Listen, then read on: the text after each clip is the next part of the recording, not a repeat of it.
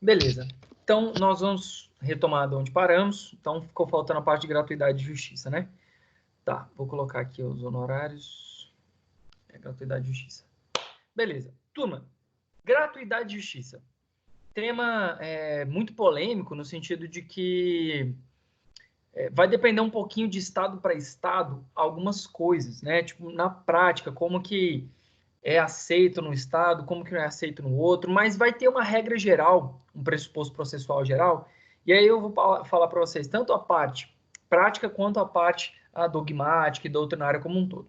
Então, quando alguém vai lá e fala assim, eu preciso da gratuidade de justiça. O que é a gratuidade de justiça? A gratuidade de justiça ela vai permitir que você possa ingressar com uma demanda sem a necessidade de pagamento de custas judiciais, sem a necessidade de eventualmente pagar custas referente à perícia, à eventual sucumbência. Lembra que a gente estudou na aula passada o que seria sucumbência? Então, sem essa necessidade de pagar. Agora que eu vi que eu estou todo pronto aqui. Sem necessidade de pagar esses demais elementos. Então, a gratuidade de justiça ela te permite o ingresso na contenda judicial sem essa necessidade de estar estipulando o pagamento desses valores, né? Então, disse que a pessoa ela é pobre na concepção jurídica ou ela é hipossuficiente por meio de um documento chamado declaração de hipossuficiência. Esse documento de declaração de hipossuficiência é um documento onde a parte ele vai produzir, não é produzir, mas ele vai declarar perante o juízo de que ele não tem condições de arcar com aquelas custas do processo sem o prejuízo da manutenção da sua família. E aí, então, a gente tem que pensar agora nas projeções disso. E a primeira projeção que eu quero destacar para vocês é pessoa física e pessoa jurídica. Ambas as pessoas podem ter a concessão da gratuidade de justiça. E como funciona isso, professor? Da seguinte forma, a pessoa física, ela tem uma presunção de que quando ela assina a declaração de hipossuficiência, aquilo ali é verdade. Então, existe uma presunção inerente à pessoa física quando da apresentação da declaração de hipossuficiência. Então, o que é essa declaração? Vai ser assim, declaração de hipossuficiência, eu, fulano de tal, CPF, RG, todos os elementos da qualificação da parte, declaro perante Vossa Excelência que não tenho condições de arcar com os custos processuais sem o prejuízo da minha manutenção de meus familiares. Por ser verdade, firmo, assina a data. Isso é uma declaração de hipossuficiência. Então, quando eu falo de declaração de hipossuficiência para a pessoa física, eu tenho uma presunção de veracidade. Eu pressuponho que a pessoa física, ela de fato está falando a verdade. O juiz, ele pode pegar e pedir que a parte demonstre aquilo? Pode, desde que ele tenha essa percepção de que ele pode estar se valendo ali de algum meio escuso para não demonstrar a verdade. Então, o juiz pode pedir para apresentar declaração de imposto de renda, eventual contra-cheque, mas a regra é que haja o pressuposto de veracidade por parte da pessoa física. Prática. O Distrito Federal, como um todo, ele é bem flexível nesse sentido. Quer dizer, ele é menos chato nessa cobrança, o que não quer dizer que te permite mentir em juízo. Mas não, existe uma flexibilidade maior. No Goiás, no estado do Goiás, existe já uma exigência muito mais ferrenha nesse sentido de estar verificando todo mundo. Lá é o contrário. Basicamente, não existe tanto essa presunção na prática. Sempre eles pedem de todo mundo. Então, é muito complicado. Já passei por N casos práticos, né, que foi necessária a comprovação. E a gente está falando de profissão, assim, carpinteiro, falando de pessoal da limpeza, agente de limpeza, saladeira. Então, foi requisitado. Então, acaba que dependendo do tribunal que você vai, dependendo do estado que você vai, eles costumam exigir essa prova cabal, o que não é a regra, porque a regra geral é a presunção, tá bom? Então, para nós vamos estar falando no ambiente acadêmico, nós vamos estar falando, então, da regra geral, que é a presunção de veracidade. Na prática, depende muito do estado que a gente está falando. Bem, outro ponto importante e salutar que deve ser destacado aqui é no caso da pessoa jurídica. E a pessoa jurídica é interessante, porque ela também tem essa possibilidade da concessão da gratuidade de justiça. Só que aqui, aí sim, é o contrário de pronto. Porque nesse caso,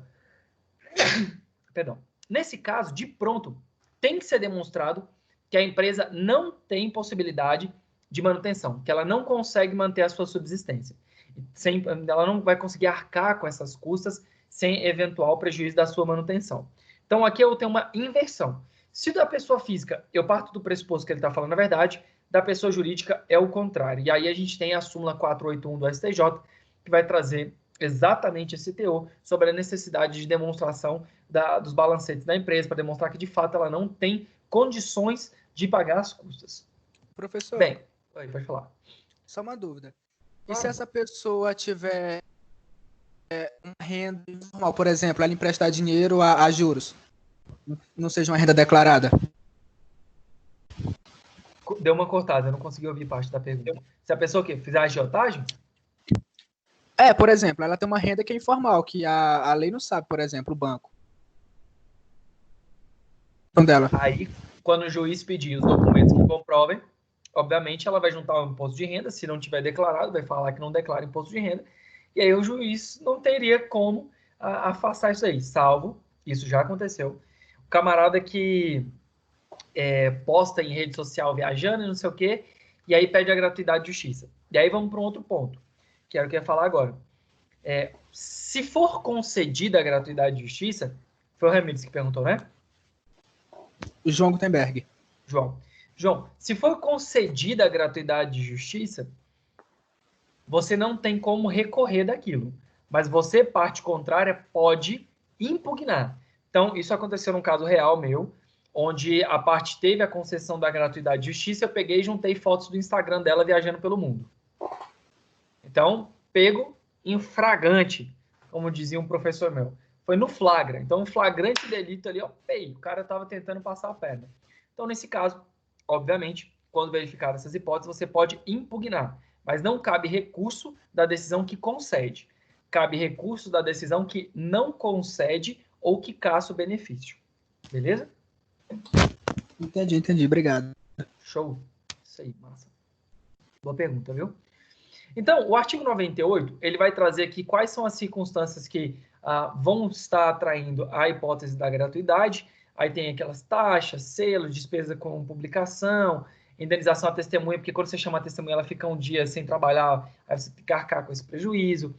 Qualquer tipo de despesa inerente à perícia, honorários do advogado, do intérprete, do perito, cálculos com a contabilidade, emolumentos notários, que é a questão de cartório. E eu acho que até nessa sala eu falei para vocês, num caso de uma cliente minha que era hipossuficiente, lá no escritório a gente pega algumas casas da ativo, que é para ajudar a sociedade como um todo. E aí a gente pegou um divórcio e ela não tinha condição de pagar nem as custas para homologar no cartório. Então, como ela teve a concessão da gratuidade de justiça, o juiz já manda para o cartório para ele homologar, entendeu? E aí, então, até essas custas cartoriais também têm sido abarcadas pela gratuidade de justiça. Agora, casquinha de banana, já dei tanta essa matéria que eu até lembrava de cabeça.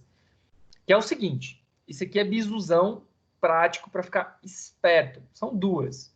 A primeira é, a gratuidade de justiça não vai abarcar atos do malandrilson, do cara que quer tirar vantagem. Então, se o camarada vai lá e ganha uma multa ao longo do processo, porque está tentando enganar o juízo, porque está tentando enrolar o processo. Então, tanto as multas de litigância de má-fé, quanto ato atentatório à dignidade da justiça, descumprimento de decisão judicial, todas essas multas que vão ser concedidas ao longo do processo, elas não estarão abarcadas pela gratuidade de justiça. Porque daí a parte deu causa à existência dessas multas. É diferente do acesso à justiça, porque dali é uma garantia constitucional, uma previsão processual da gratuidade. E agora, é totalmente diferente, é o oposto, quando a gente fala de atos do sujeito, atos da parte, que causem esse prejuízo, e aí, nesse caso, a gratuidade não vai abarcar elas. Beleza? Tô indo muito rápido ou tá tranquilo? Tá dando pra pegar. É que tô anotando aqui. Show. Beleza. E aí eu explico para vocês o que são essas multas diárias, multas combinatórias. Essa multa diária, o nome dela é astraente. E aí, outra casca de banana que é importante vocês terem em mente. Que é o seguinte: concedeu a gratuidade de justiça. Quer dizer que o camarada fica isento de pagamento de qualquer custa, não vai ser condenado em custa nem nada? Não, não quer dizer isso. Quer dizer que ele vai ser condenado em custa se ele perder, ele vai ter que pagar no horário sucumbencial se ele perder, mas, em razão da condição de ser beneficiário da gratuidade de justiça, vai ficar suspensa a exigibilidade dessa conduta, ou seja, do pagamento. Qual a diferença, então, professor, se vai ficar suspensa? É porque, galera, se durante o período de 5 anos a condição desse beneficiário da gratuidade de justiça mudar, a parte contrária pode provar em justiça, em juízo, que mudou e cobrar aquele título. Então, exemplo. O Natan, ele é beneficiário da gratuidade de justiça. Aí ele foi lá, entrou com uma ação contra mim, cobrando 60 mil, e eu ganhei. E aí o juiz botou ali 10% sobre o valor da causa, de 60 mil, ele está me devendo 6 mil. E aí, na época, ele era hipossuficiente, começou a estudar e tal, não estava com muita grana, não. Aí, depois de 3 anos fazendo curso de Direito, ele passou num concurso público. E aí, agora ele está ganhando bem, está com a vida mais estável, e eu tenho esse camarada nas redes sociais. E eu fui lá e vi que ele já está viajando, comprou carro, postou foto, não sei o quê. Aí eu, rapaz, espera aí. Vou lá, tiro o print daquilo ali, anexo no processo demonstrando em juízo que a condição dele mudou e peço que seja revogada a suspensão que tinha sobre a cobrança desse título. E aí, então, o juiz, verificando que a condição de fato dele mudou, eu posso cobrar aquele valor que antes tinha sido suspenso em razão da gratuidade de justiça. Entenderam? Sim, entendi. Sim, professor. Entendendo. Show. Então, sobre gratuidade de justiça, foi basicamente isso que a gente falou na aula passada, eu acredito até que a gente tinha falado, sobre a questão do recurso. Eu acabei adiantando, estava nesse slide, mas enfim. Eu tenho a impressão que a gente tinha conversado sobre isso na aula passada, mas não tem problema não. A gente falou, professor. A gente deu uma conversada. A gente até perguntou e tal, que algumas causas não valem a pena tanto assim você ficar investigando a vida do cara e tal. Isso, eu lembrei disso, inclusive que eu dei um exemplo, né? Até falei de um caso lá do escritório. Então, por isso que eu lembrei que eu já tinha falado disso. Bem, gurizada, seguinte, nós temos aqui agora uma importante missão que é traçar algumas estratégias sobre a fala de alguns aspectos do processo civil. E, em especial, a aula de hoje, nós vamos abordar sobre sujeitos do processo. A gente já estudou sobre o instituto da intervenção de terceiro, nós já falamos como que a gente pode chamar os terceiros, e aí sempre você tem que lembrar, como que eu chamo terceiro, professor? Você tem a assistência, que é quando a pessoa tem interesse, você tem o chamamento ao processo, quando existe uma coobrigação, você tem a denunciação à lide, quando você tem ali uma questão do direito de regresso, uma responsabilidade que permite o regresso. Nós temos ainda a desconsideração da personalidade jurídica e o amicus curiae. Lembra disso que a gente falou isso em sala? Sim. Sim, professor. Show. Massa. Nós vamos falar um pouquinho sobre sujeitos e sobre os procuradores. Então, basicamente, eu vou trazer para vocês os seguintes aspectos. Nós vamos falar do artigo 70 ao 112. E a ideia de capacidade de ser parte. Então, nós já falamos lá atrás, como condição da ação, a questão da legitimidade. Então, beleza, a gente já sabe que pode ser tanto pessoa física, jurídica, direito público ou privado. Nós falamos que as pessoas elas podem ser demandadas desde que ela possua capacidade para isso. Então, essa capacidade para ser parte vai ser todos aqueles que podem figurar num polo passivo ou ativo da demanda. Se a gente estiver falando de menor de idade, a depender, se ele tiver entre 16 e 17 anos, menor de 18, ou então se ele tiver uma capacidade relativa, ele vai ser assistido no ato. Se ele for menor e ele for absolutamente incapaz, ele vai ser representado. Então, uma criança de 14 anos que ela está buscando alimentos, 14 anos, então, nesse caso, nós vamos ter o quê? Uma representação do menor por meio dos seus genitores. Então, se tivesse, por exemplo, 17 anos, aí ele seria assistido, tá bom? Só uma questão de terminologia. Então, essa ideia da capacidade processual é a capacidade de poder estar em juízo. É diferente daquela ideia sobre a gente falar de capacidade plena, incapacidade. O camarada de 14 anos pode exercer um negócio jurídico? Gente, lembra, 14 anos não te permite ainda realizar negócio jurídico. Então, ele tem que estar sendo representado em juízo. Então, a demanda dele pode estar sendo representada, mas ele sozinho não vai poder estar lá, ok? Ponto importante que vale a pena destacar sobre essa questão da capacidade processual é sobre a interdição. Então, você tem a ideia da interdição de uma pessoa que tem mais de 18 anos. Então, ele é um interditado, você está representando. Nesse caso, você vai estar representando, às vezes, um direito de terceiro, que não é nem é, por vezes, um parente seu. Então, pode ser que existem circunstâncias onde você vai estar representando um direito alheio. Então, nós temos essas circunstâncias quando a pessoa não tem nenhum tipo de familiar, e aí você não identifica ele, a gente já falou isso lá em legitimidade extraordinária. Quando a gente fala de massa falida, quando a empresa faliu, e aí você tem um administrador, que esse administrador, ele vai estar ali cuidando dos bens, embora ele não seja um legitimado, um interessado direto, mas ele vai ser um legitimado extraordinariamente. O espólio, quando a gente fala de herança, também pode ter alguém que pode fazer ali a administração. O condomínio, quando a gente tem um síndico. Então, essas hipóteses de representação é basicamente quando você tem uma representação de terceiro, aquele que vai estar representando os demais ou demais circunstâncias e não é diretamente ele que é o interessado, que é parte daquela causa. E aí, então, a gente fala da ideia de curadoria especial, quando a gente tem também essa circunstância de legitimidade de um terceiro estar intervindo em razão de uma pessoa ser incapaz, ou então não ter sido encontrada. Então, lá no direito, tem uma projeção que é o seguinte: quando você não consegue realizar uma citação da ciência de uma pessoa sobre a existência de um processo, você não acha essa pessoa de jeito nenhum, existe uma citação chamada citação por edital. Ela é uma chamada de citação ficta, porque você parte do pressuposto que a pessoa foi citada. Sou diabo é isso, está viajando, não estou entendendo, relaxa, vamos lá. Citação, como a gente já disse, é o ato que dá ciência da parte contrária sobre a existência de um processo. Citação.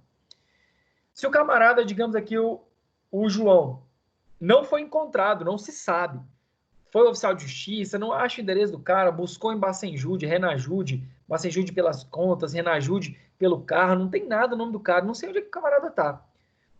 Então, eu vou lá e tenho deferido pelo juiz, como causa excepcional, a citação por edital. Então, é publicado no Diário Oficial, são meios de publicidade pública que fazem com que eu tenha a presunção de que, de fato, o João foi citado.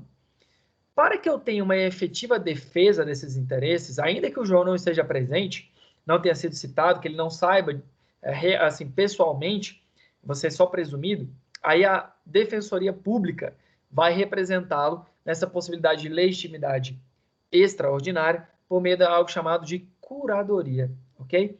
Então, quem vai exercer esse ato vai ser a Defensoria Pública. E, de igual forma, nós temos, quando a gente fala de réu preso, a gente também tem a ideia da curadoria. Quando a gente fala de os pais do menor, da criança morrem, e aí não tem parente, então também é nomeado um curador especial, beleza? Justamente para que faça essa assistência. Bem.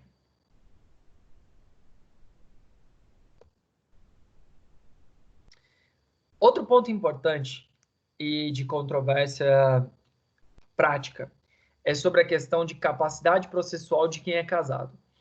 Galera, quem é casado tem uma diferença muito grande de quem é amaziado, juntado, quem fez uma união estável. E isso é uma dica que vocês precisam anotar e ter ciência. Por quê? Eu não sei quantos de vocês são casados, mas aqueles que forem, prestem atenção no seguinte detalhe. Se vocês forem assinar alguma garantia como fiador ou fiadora, vocês precisam necessariamente da participação da sua esposa ou marido.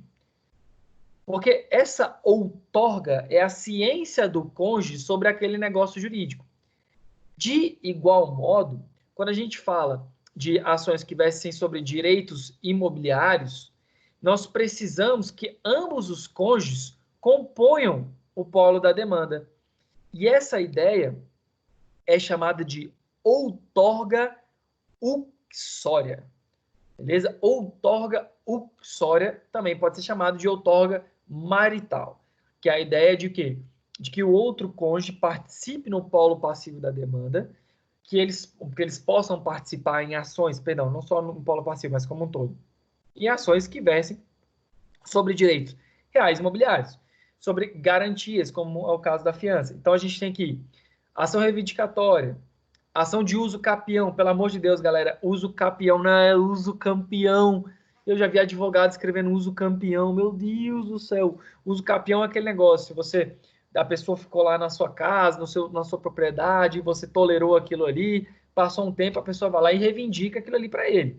Então é melhor você fazer um contrato de mútuo, um comodato, permitir que a pessoa possa utilizar aquilo ali, fazer um termo de cessão, de usufruto, porque você só deixar o camarada ficar lá, porque senão depois pode acabar sofrendo ação de uso capião. Então, quando a gente fala de ações que falam de direito real imobiliário, pode ficar tranquilo. Se você não tiver outorga uxória, isso aí vai dar chabu. Por quê? Porque trata da necessidade da participação do cônjuge. Fiança, por exemplo, fiança mesmo é um exemplo surreal, porque por diversas vezes a gente tem ali circunstância de que um cônjuge não autoriza o outro a ser fiador. Se a pessoa nunca mentiu que é casada, e depois vai executar essa fiança, o que acontece? Ela não vai ter validade, porque haveria ali a necessidade de ter essa autorização. Beleza? Tranquilos?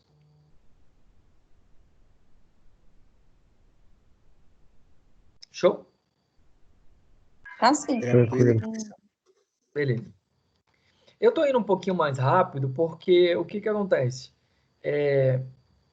Essa matéria, eu fiz um slide um pouco mais denso, mas ela não precisa ser tão puxada assim, sabe? Eu acho que é melhor eu destacar os pontos principais e daí a gente vai ter uma aula mais fluida, fica mais leve, tá bom? Depois eu vou disponibilizar isso aqui para vocês. Isso que eu ia perguntar agora. Você vai disponibilizar o Vou. slide? Vou. Então tá já. Entendeu? Porque daí a gente faz isso, vocês anotam mais o ponto principal daquilo que eu estou destacando, porque aqui tem muito texto doutrinário, muita letra de lei, então é melhor a gente abarcar mais a questão das ideias por trás do Instituto como um todo. Agora, por exemplo, igual essa aqui da ressalva, aí eu acho importante a gente parar, porque olha só, vai abrir uma excepcionalidade no caso de necessidade dessa outorga. Porque, olha só, o artigo 74 vai falar a falta de consentimento, quando necessário e não suprido pelo juiz, invalida o processo. Que tipo de processo é esse? Aquele que você precisa necessariamente da outorga uxória, da participação da parte do esposo do marido ou da esposa. E aí, olha só esse bizu aqui. Qual é a excepcionalidade? Nós não temos a necessidade da outorga se o cônjuge que propôs a demanda for casado no regime de separação absoluta de bens. Pronto. Então, por que a gente não tem essa necessidade? Porque, gente, essa outorga uxória, nesse momento, vocês já perceberam que... Por que ela vai ser obrigatória? Porque se a gente estiver falando de coisas, negócios jurídicos, que vão atingir o patrimônio de ambos os cônjuges, o direito tem que proteger ambos os cônjuges. E aí é por isso a necessidade da outorga uxória. Então, é essa a ideia por trás da necessidade de ambos, marido e mulher, estarem consentindo com aquela ideia do negócio jurídico. Agora, se eu estiver falando de separação absoluta de bens, eu não tenho esse tipo de óbice, não tenho esse tipo de problema. Por quê? Porque cada um vai ter o seu próprio patrimônio, beleza? Então, nesse caso, se for casado pela separação absoluta de bens, nessa circunstância, nós não vamos ter a necessidade da outorga. Por quê? Porque cada um terá o seu patrimônio. E aí eu coloco, não confunde com a separação legal, obrigatória de bens, que é aquela imposta pela lei. Vocês ainda vão estudar direito de família, mas existem hipóteses que a própria lei determina essa modalidade de separação. Mas aqui a gente está falando daquela onde as partes manifestam interesse, onde as partes fazem um pacto antinupcial. Quem ainda não casou, já vou dar esse bizu para vocês. A regra geral é a comunhão parcial de bens. Então, quando você vai casar, se você não escolher nenhum tipo de regime, o direito vai lá e escolhe um para você. É chamada de norma dispositiva imperativa. Dispositiva porque você escolher, E imperativa, porque se você não escolher, o Estado escolhe por ti. Imperativo quer dizer obrigatório. Todo mundo tem que se casar mediante algum regime. Se você não escolhe, o Estado escolhe para você. Agora, é diferente quando a própria lei impõe um tipo de regime. Então, quando a lei impõe um tipo de regime, aí nós não estamos falando da hipótese onde as partes escolheram. Então, foi obrigado, beleza? Então, aqui, ó, no regime de separação legal, a outorga uxória é obrigatória. Também não vai ser necessária a outorga quando o regime for o de participação nos aquestos e houver pacto antinupcial. Professor, diabo é participação nos aquestos. Vamos lá, sei que é uma matéria muito avançada para o semestre de vocês, mas participação final nos aquestos é quando você tem a administração dos bens, cada cônjuge administra os seus bens e no final vocês vão partilhar aquilo que foi construído em conjunto. Então isso é chamado de participação final nos aquestos. Vocês vão estudar melhor isso lá na parte de direito de família. Alguém já tinha ouvido falar disso? Não. Tinha não, professor. Desse acordo de separação, sim. Agora, essa participação nos aquestos aí, eu não tinha ouvido. Tem isso. Valeu pelo bisu. Só pra, aqui, ó, é legal. E é interessante, viu? Participação final dos aquestos é um pacto antinupcial muito interessante.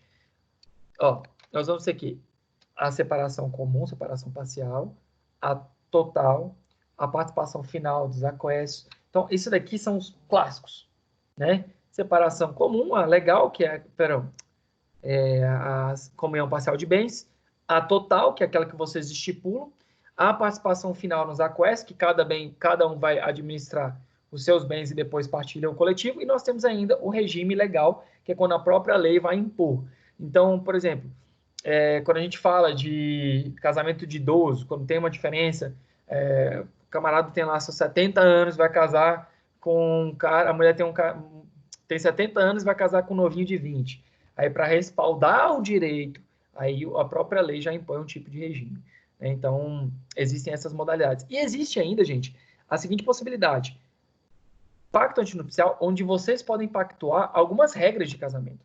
Então, quando você vai fazer esse tipo de consultoria, graças a Deus a gente tem alguns lá no escritório, e é muito bacana, porque é um outro universo, você pode pactuar normas para aquela comunhão, viu? Então, é possível fazer pacto antinupcial, que é pré-nupcial, que você pode estabelecer algumas regras dentro do casamento. Então, é super do momento isso daí, é muito bacana para quem quiser se aprofundar em direito de família, tá?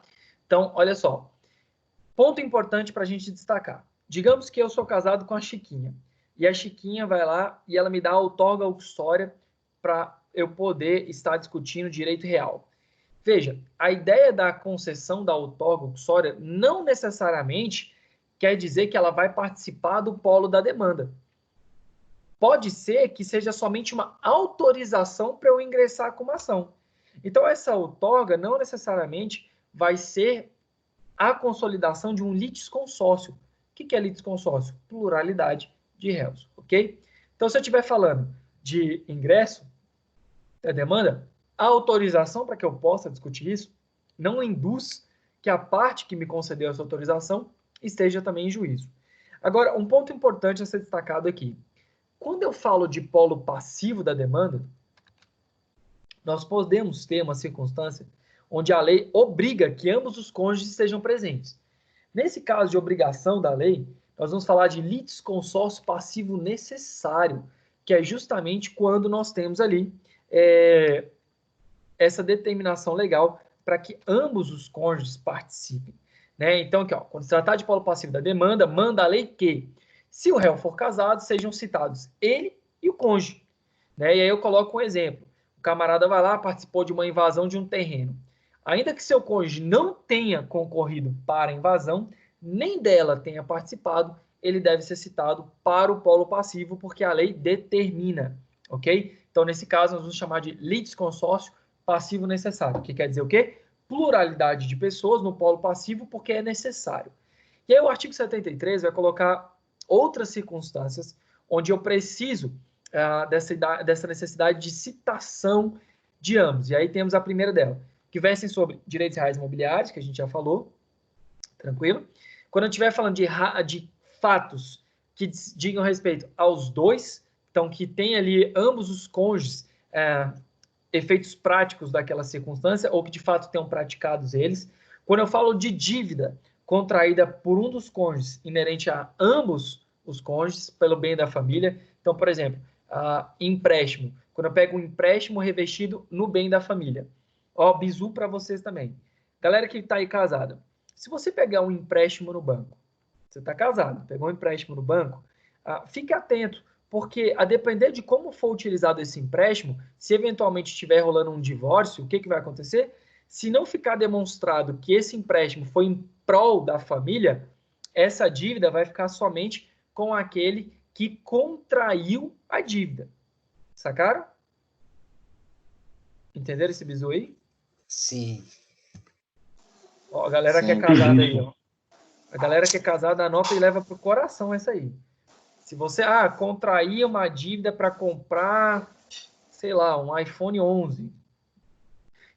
Veja, você foi lá, fez um empréstimo para comprar um iPhone 11. Você foi lá e pagou 20 mil reais para comprar um celular. Claro, exagerando, mas você contraiu essa dívida para si. Não foi em proveito da família, essa dívida não vai se comunicar quando do divórcio. Fiquem atentos a isso, beleza? E de igual forma, toda vez que estiver falando assim, de imóvel como um todo, você já vai ficar atento. Porque o imóvel, a ideia é que ele seja patrimônio da família, patrimônio do casal. Então, falou de direitos imobiliários, já tem que ligar o sinalzinho amarelo, que muito provavelmente você vai ter a necessidade da participação de ambos os cônjuges. Seja para autorização para ingressar com a demanda, seja para que ambos estejam no polo passivo da demanda. Professor, para ser fiador, precisa da outorga. Se você for casado, você precisa fazer a outorga, tranquilo? E aí a pergunta do momento que sempre me fazem em sala. Professor, no caso da união estável, vai ser necessária a outorga? No caso da união estável, também será necessária a outorga, beleza? Então, essa modalidade, o artigo 74 vai trazer. O consentimento previsto em 73 pode ser suprido judicialmente quando for negado por um dos dois cônjuges sem justo motivo ou quando for impossível concedê-lo. Então, nesse caso, de igual modo, nós temos também que a união estável vai atrair o mesmo instituto. Belezinha? Tranquilos? Qual a diferença, então, do casamento para a união estável, gente? É a formalidade que cada um vai ter para a sua constituição. Tá? A diferença entre o casamento e a união estável, em regra geral, é a questão das formalidades. O casamento ele vai trazer um teor muito mais formal. Se, digamos que... Deixa eu ver quem está online aqui. Vamos lá. Se o Elvésio está online... Elvésio, nome de um dos professores que eu mais admirei na vida. Se o Elvésio... Então, o seu nome me lembra um dos grandes mestres que eu tive durante a faculdade. Mais de quase 13 anos atrás. Então, Elvésio, vamos lá. Você está se casando.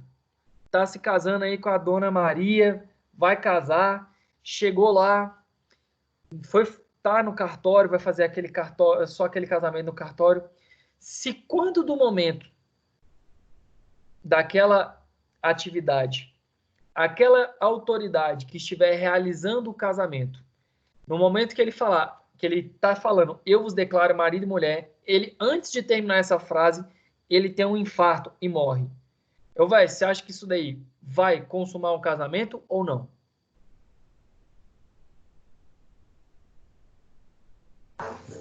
Eu acho que não, professor.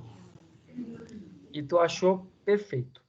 Se o camarada morrer, não terminar a cerimônia como um todo, não vai ter sido realizado um casamento. Porque o casamento ele exige toda a formalidade. Você pode falar que foi escapado, escapou, foi um milagre, escapou, né? Antes de fazer um casamento. Não quer dizer que eu sou contra o casamento, não. Eu adoro o casamento, viu, galera? Principalmente quando ele termina e acaba contratando a gente. Porque daí é onde a gente ganha dinheiro. Vocês também, quando forem fazer divórcio. É uma brincadeira. Mas, se não tiver toda a constituição de todos os elementos, não vai ter realização do casamento, não vai ser consolidado o matrimônio de fato. Professor, Oi. mas mesmo que os dois já tenham assinado? Sim, a formalidade é fundamental.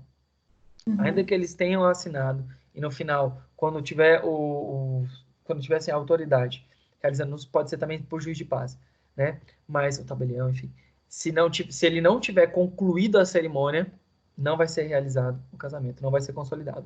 Tem que atrair todas as formalidades inerentes ao casamento. Agora, uma coisa, Joyce, que pode ser diferente, que pode ser utilizada é o quê? Pedir a homologação da união estável. Então, você pode pedir a homologação da união estável pelo fato da existência de convívio em comum com o intento de constituição de família. Só que a união estável, ela vai te fazer o quê? Ela vai trazer logo para ti de pronto a regra geral da dissolução, que vai ser o quê? Se eventualmente for necessário. Esse reconhecimento e a dissolução vai ser pelo regime de separação parcial dos bens, né? A comunhão parcial de bens. Beleza? E depois pesquisem, você que está estudando aí, pesquisa namoro qualificado. Ó, tema interessantíssimo. Eu tive que fazer um contrato de namoro qualificado, tá lá no escritório, eu vou ver se eu consigo alguém para me enviar, para vocês verem o que é um contrato de namoro qualificado. Muito bacana. Bem, vamos lá. Digamos... Oi, pode falar. Quando as pessoas vão casar, normalmente, se eu não me engano, os proclames são publicados no Diário Oficial. Quando é união estável, também tem alguma publicação pública? Vamos lá. Quando a pessoa vai casar, a primeira coisa que acontece é um processo de habilitação. Ela vai lá, vai entregar toda a documentação, aí durante esse período de habilitação, qualquer pessoa da sociedade vai poder impugnar aquilo ali, desde que haja alguma impossibilidade de realização do casamento.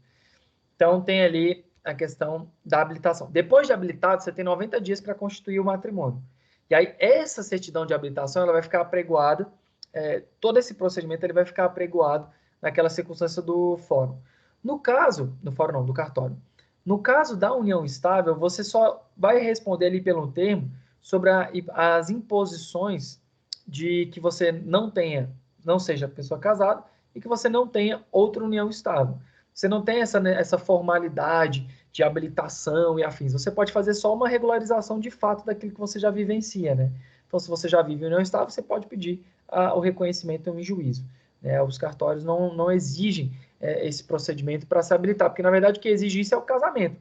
Tanto é, Joyce, que o juiz pode reconhecer a união estável, mas ele não tem como reconhecer um casamento se não tiver ali os elementos formais do casamento.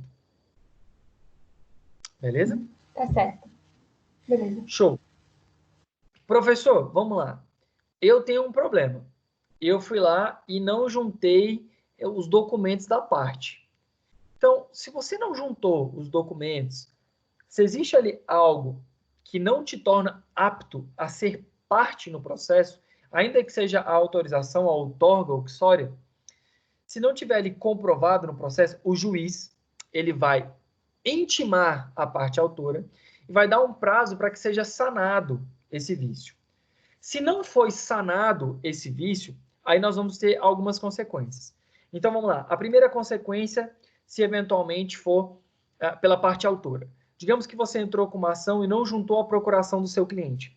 Se você não junta a procuração do seu cliente, o que você não tem para poder representar ele? Legitimidade. Então, o juiz ele vai te intimar para anexar aos autos a procuração. Se você não juntar a procuração no tempo que foi concedido, o que o juiz vai fazer? Ele vai extinguir aquele processo. Essa sentença, turma, ela é uma sentença terminativa ou definitiva? A gente já falou em sala. Terminativa. Boa! Muito bem. Terminativa, sem resolução do mérito. Definitiva, com resolução do mérito. Que diabo é enfrentar o mérito, resolução do mérito? Quando você alcança o objeto da demanda que a gente está discutindo. Perfeito. Como eu toquei com o slide, eu não vi quem respondeu, mas parabéns. Quem foi que respondeu? O Wender. Mandou bem, Wender. Show. Bacana. Agora, e se for o réu? O réu foi lá e não regularizou a capacidade processual. Não assinou a petição, então a petição foi apócrifa. Não juntou determinado documento, não juntou os atos que provam que ele representa a empresa, uma carta de preposição. O que vai acontecer? O juiz vai reputar ele revel. Que é isso de revel, professor? Revel é quando ele deixa de apresentar a sua defesa. Então, o réu, ele é o único que pode se tornar revel quando dá da não apresentação, quando da inobservância do prazo para apresentar sua defesa. E aí a revelia diz que o cara perdeu a oportunidade de apresentar a defesa, então o juiz ele vai valorar de acordo com as provas e ele pode presumir sobre a verdade dos fatos ou requisitar mais provas para ele ter ali o juízo de valoração sobre o processo. Então, digamos que o Ender deixou de apresentar sua defesa, ele vai ser revel. E aí o juiz ele vai olhar o que o autor disse e vai ver se existe elemento suficiente para condenar o Ender ou não. Se não tiver elemento suficiente, ele vai intimar o autor para produzir provas. Se realmente o autor não produzir provas, ainda que o Ender não tenha apresentado defesa, o juiz pode julgar improcedente. Então vamos pegar assim o seguinte caso. Eu entro com uma ação processando o Ender. O Ender, você bateu na minha Ferrari. Beleza? Tranquilo. Aí o Ender vai lá e vai falar o seguinte: rapaz, bati em Ferrari? Não, isso deve ser pegadinha, isso não existe não. Tá doido? Que diabo de Ferrari é essa? Aí eu entro com a ação, mostro foto da Ferrari batida, tal. Mostrei ali orçamentos.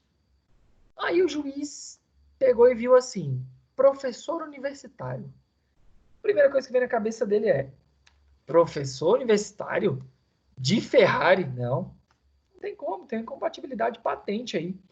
Tem como professor universitário ter, só professor universitário ter uma Ferrari.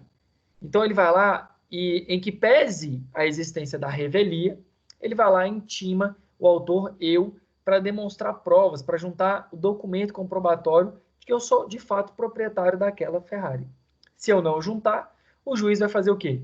Vai condenar o Ender só porque ele foi revel? Não. O juiz ele vai pegar e vai analisar, ele vai valorar as provas. Então, o Instituto da Revelia diz que você não apresentou defesa. O juiz pode analisar aquilo ali e dar pau no réu, condenar o réu, ou ele pode analisar também que aquele caso precisa de mais provas e aí ele intima o autor para apresentar mais provas. Entenderam a ideia da revelia? Sim. Sim, professor. Renata, entendeu? Sim. Show. Beleza. Agora, uma coisa que é muito comum, gurizada, é quando a gente fala de dever das partes. E aí, quando a gente fala de dever das partes, às vezes é muito comum que, em especial seus futuros clientes, eles vão lá e falam assim: olha, doutor, como assim? Eu tenho responsabilidade, eu não tenho só direito, não? Não. As partes vão ser detentoras de direitos e deveres. Então, direito, você tem o direito de entrar com a ação, você tem direito ao respeito ao devido processo legal, e todos os princípios que a gente já estudou nas primeiras aulas, mas você também tem o dever. E, em especial, o artigo 77 vai falar sobre essa ideia de boa-fé e lealdade. Então, olha como ele vai narrar. Ele, de pronto, vai narrar que a parte deve expor em juízo verdades. Então, ele deve trazer verdades. E que, se eventualmente ele não trouxer verdades, ele vai incorrer nessa ideia de falso, dessa percepção de falsear a verdade para enganar. E o grande ponto dessa questão de faltar com a verdade é que existe o seguinte: uma percepção equivocada sobre os fatos. Por exemplo, você acha que tem direito, e aí você vai lá e pede porque de fato você não tem direito. Isso é uma percepção sobre a interpretação de determinada circunstância. Agora, outra coisa é falar o seguinte: eu pedi uma encomenda pela Americanas, e as Americanas não entregou. Na verdade, você recebeu sim, você mandou outra pessoa receber, para depois você ingressar com uma ação falando que você não recebeu. Tá vendo que há uma diferença entre falsear algo e de ter uma falsa percepção? Quer ver um exemplo de falsa percepção? O camarada vai lá e é cobrado, digamos que a Vivo vai lá, eu peguei Vivo como qualquer tipo de exemplo, não que a Vivo faça isso, de fato deve ter ação nesse sentido, mas enfim, não vem ao caso. Digamos que qualquer operadora de telefonia ingressa com uma demanda. E aí ela está cobrando de forma extrajudicial uma conta que não teria sido paga. E aí o Ender já vai lá e se antecipa. Pô, tá me cobrando. Foi lá e entrou com a ação. Entrou com a ação querendo a reparação dos danos por cobrança indevida. Porque ele leu no Código de Defesa do Consumidor que a cobrança indevida gera indenização em dobro. E aí ele entra com essa ação. Só que a Vivo, antes mesmo desse ingresso na ação, ele já cancela porque ele viu que já tinha sido pago. E aí, então, perceba, ele leu a norma, ele entendeu que era cabível, só que tem um problema. Você só vai ter a reparação em dobro se eventualmente você pagou por aquilo. Se você teve um pagamento indevido. E nesse caso não teve um pagamento indevido. Então, a sua interpretação sobre o direito está equivocada. Então, nesse caso, não quer dizer que você falseou a verdade. Você simplesmente teve uma ideia errônea sobre a interpretação. Então, é diferente quando eu minto em juízo da falsa percepção sobre um direito. Tranquilo? Essa é uma questão excelente para cair em prova, viu? Ó o bizu, ó o bizu. Repete, por favor, entendi muito. Repetir o quê? Diga para mim. O que você não entendeu? Questão de como ele não entendeu a percepção da lei lá, como ele não conseguiu interpretar direito. Que ele já tinha pago, ou não tinha, já tinha pago? Vamos lá. Eu peguei um caso aqui em específico. Digamos que você acha que tem direito a entrar com uma ação porque o banco atrasou para enviar uma conta para ti. Então, você entende que há uma falha na prestação do serviço. Beleza? Eu não vi quem perguntou. Quem perguntou? Foi o Ramires? Beleza, foi o Ramires. Isso. E aí você entra com uma ação contra o banco, porque você viu que eles atrasaram e tal, e aí então entra com a ação. Só que, a bem da verdade, não é que eles atrasaram, é porque você não tinha nenhum tipo de débito. Então, quando eles mandaram a sua fatura, não tinha nenhum tipo de débito. E aí o juiz ele vai valorar, houve algum dano efetivo? E aí ele vai olhar que não teve dano porque você não tinha débito. Mas você entrou com uma ação pedindo uma reparação pelo fato de que você tinha ali o interesse de saber sua fatura. E aí, então, o juiz ele vai lá e joga improcedente, porque você não tinha direito, de fato, ali, de buscar uma indenização. Ali, aquele direito ele não atrairia para si a necessidade de uma indenização. Simplesmente foi uma inconformidade que não gerou nenhum tipo de prejuízo. Agora, é totalmente diferente você fazer uso da má-fé, quando você vai lá e mente em juízo para tentar ganhar algo. Então, quando você compra um produto online, manda um terceiro receber, e esse terceiro não tem nenhum rol de parentesco contigo, e essa pessoa vai lá e recebe por ti, e ele tenta ludibriar essa empresa, então aí nesse caso é totalmente diverso. Por quê? Porque nessa circunstância, em especial, você falseou um fato. Então, uma coisa é percepção, eu acho que eu tenho direito, eu acho que eu estou correto, e outra é você mentir. Mentir gera... agir de má fé. Exatamente. E aí, olha só, nós vamos ter ainda algumas pretensões. B. Não formular pretensão nem alegar defesa, ciente que são destituídas de fundamento.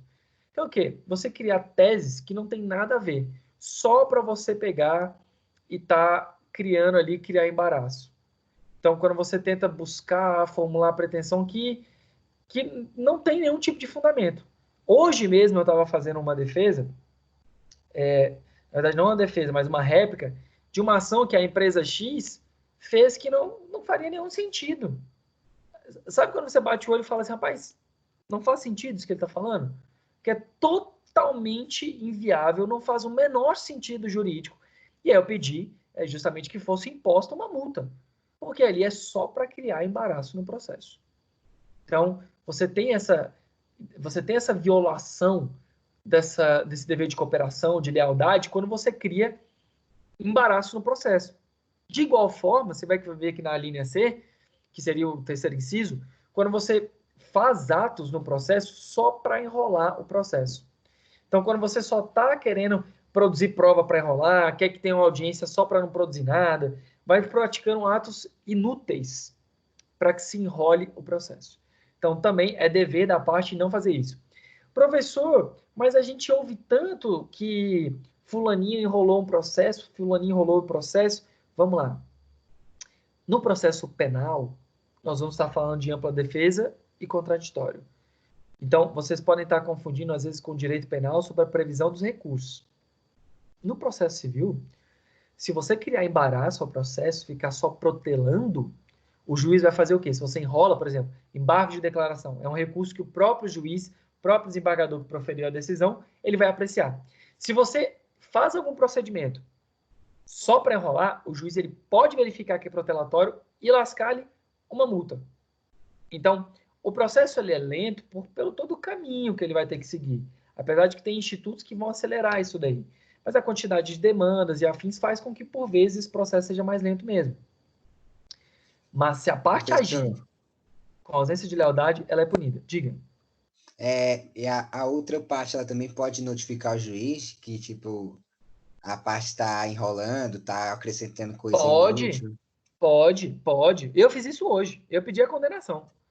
Porque é incontroverso. Pra vocês terem noção, era uma ação sobre uma questão da execução do contrato.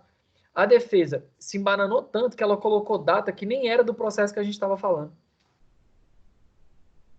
Só para vocês terem noção. Já é demais. Mas, infelizmente, gente, isso acontece muito. Né? Quando vocês estiverem atuando, vocês vão ver que existe um tipo de demanda que é chamado contencioso de massa. O que é isso? Quando a gente pega causas que você entra com ação contra o Banco do Brasil, contra Itaú, contra operadoras de telefone, contra operadoras de TV a cabo, essas empresas sofrem uma quantidade de demanda absurda. São milhares de ações contra elas. Então, nesse caso, alguns escritórios pegam todas essas demandas no Brasil inteiro. E aí a gente chama de contencioso de massa. Quando você pega ali, já tem um moldezinho, você só coloca ali os dados da demanda e faz uma defesa genérica. Então, existe o contencioso de massa, que é quando você pega muitas causas sobre determinadas circunstâncias. Existe um modelo de escritório boutique, que é igual ao meu, que você não pega esse contencioso infinito de demandas, você pega causas mais específicas. Claro, a gente já atuou também em contencioso de massa. A gente ainda tem uma parte de contencioso de massa, que é de cobrança de condomínios. Mas você consegue ver a diferença na atuação. Por quê? Porque quando você pega uma ação que ela é feita de forma mais específica, individualizada, as teses são muito mais individualizadas, a análise das provas é muito mais individualizada. Não estou falando que todo contencioso de massa é assim não, viu, galera? Muito pelo contrário. Eu não lembro agora qual é o nome do escritório, que eu fui pegar uma peça deles para fazer uma resposta e era um contencioso de massa, mas era impecável. Era impecável. Assim, cada ponto da ação eles analisaram, os pontos que eram em controvérsia, eles assumiram a incontrovérsia. Foi muito, muito desenhada, muito pontual para bater exatamente nos pontos específicos. Mas o comum é que contencioso de massa, de fato, você tem ali uma precariedade na qualidade pelo volume, né? Pelo volume. Mas vocês vão, quando estiverem atuando, vocês vão ver isso na prática. Ou não, né? Tomara que daqui até lá vocês não tenham contato com isso, porque fato é, quem perde é o cliente. Quem perde é o cliente. Então, só para vocês terem um exemplo, eu tive uma ação onde eu estava defendendo o réu pelo Banco do Brasil e esse escritório perdeu 16 prazos. A ação versava sobre o valor de R$135 mil. E aí o Banco do Brasil perdeu. Por quê? Perdeu o prazo. Então, contencioso de massa, o valor não era um processo estratégico e acabou tomando ali essa improcedência na cabeça por falta de atenção ao processo.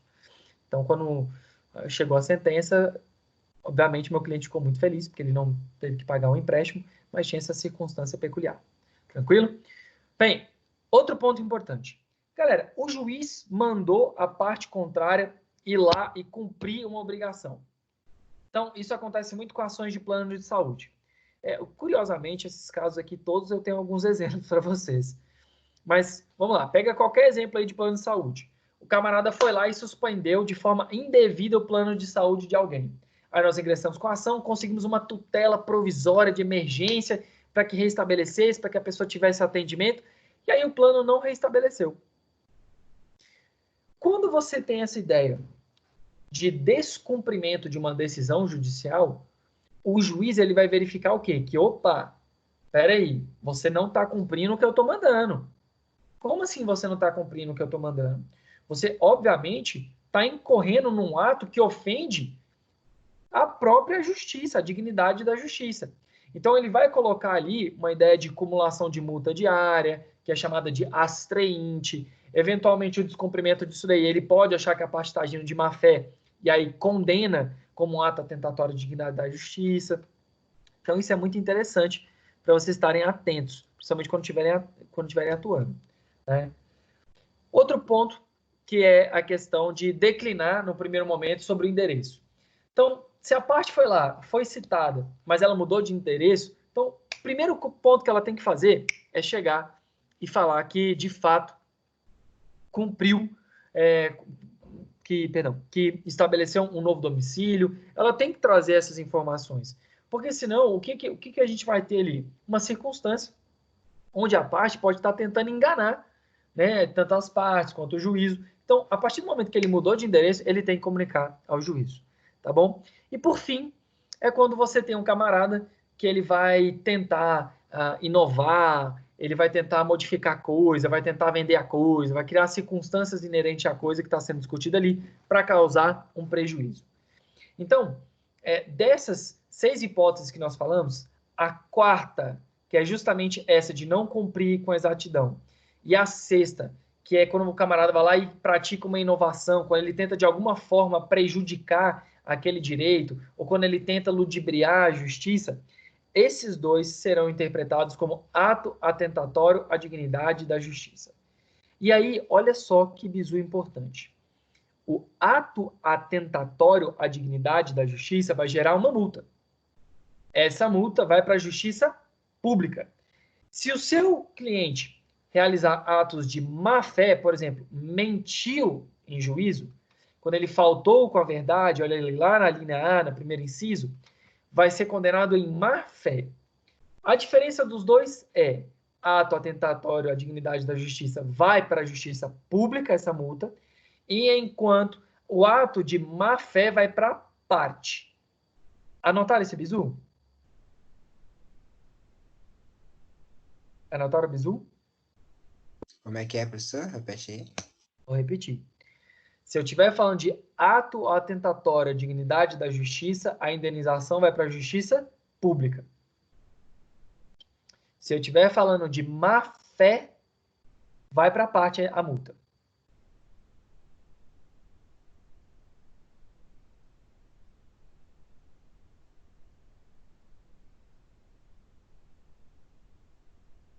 Professor, e essa multa de ato atentatório, como que ela funciona?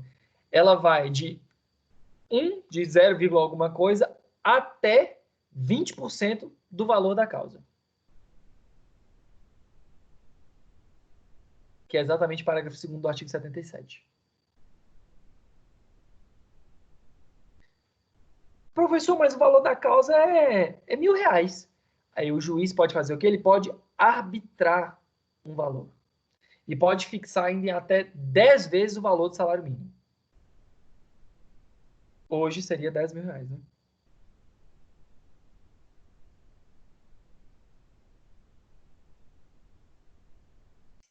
Pronto, professor, anotado. Anotado? Espero que mais de um esteja anotando, hein, gurizada? Show? Beleza. Outro ponto importante. Vocês viram, alguns anos atrás, um momento entre os jogadores, que um camarada vai lá e coloca assim, você é uma pessoa horrível, é uma mistura de mal com atraso, com pitadas de psicopatia. Vocês já viram diversas vezes, infelizmente, circunstâncias onde o promotor de justiça bate boca com o advogado, e vai lá e xinga, e ofende, não sei o quê. Isso daí pode? Galera, isso não pode acontecer. As partes têm que manter, todos os envolvidos devem manter o dever de urbanidade. Então, o que acontece? Se for verificado a presença do juiz, manifestações orais, você vai ter ali o juiz caçando a palavra. Se eventualmente a parte ainda assim insistir, o juiz pode mandar retirar da sala e ele ainda, inclusive, pode impor ali uma sanção pela conduta de desobediência, sem prejuízo das demais circunstâncias inerentes ao fato. Professor, se eu xingar alguém, é algum crime? Galera. Quando você xinga alguém, você comete o crime de injúria. Tranquilo? Beleza? Beleza. Show. Então anota esse bizu aí, já que eu tô falando disso. Pera aí, vai lá. Tem uma pergunta, diga. Não? Tem pergunta não? Então anota esse bizu aqui. Vou aproveitar esse gancho da injúria. Os 3 crimes contra a honra do camarada. Calúnia, difamação e injúria. Anota aí para vocês nunca errarem, porque daí já fica fácil. Quando vocês entrarem em direito penal, vocês já vão sacar qual é a diferença dos 3. Calúnia, quando eu imputo falsamente crime a outrem.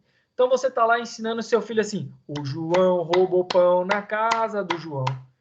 Quando você faz essa brincadeira, claro, isso é uma brincadeira, então ânimos jocantes, teria que ser sério. Eu vou lá e imputo, o João roubou pão na casa do João. O João praticou uma conduta conhecida como roubo, típica, artigo 157 do Código Penal. Então ele imputou crime a outrem, sabendo que aquilo ali nunca aconteceu. Então esse é um crime de calúnia. Agora se eu vou lá e falo o seguinte, o João, ele vende o corpo na pracinha para pagar a conta da padaria.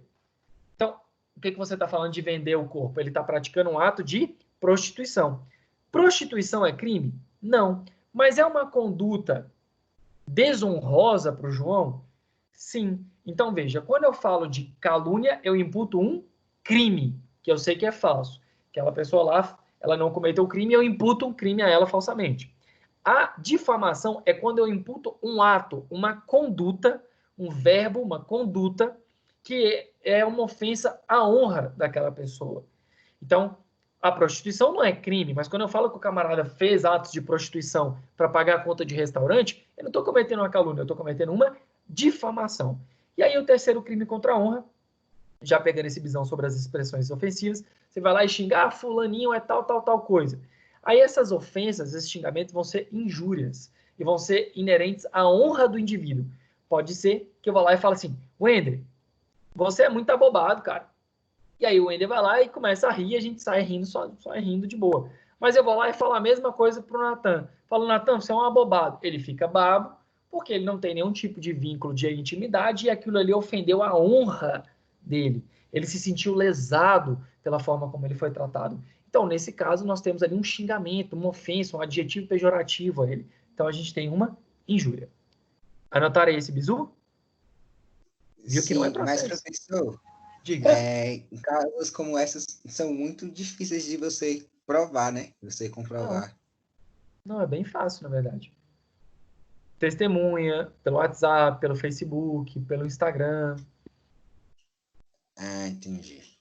Tudo isso aí a indenização, é o juiz que define tipo, qual o valor, quanto isso foi.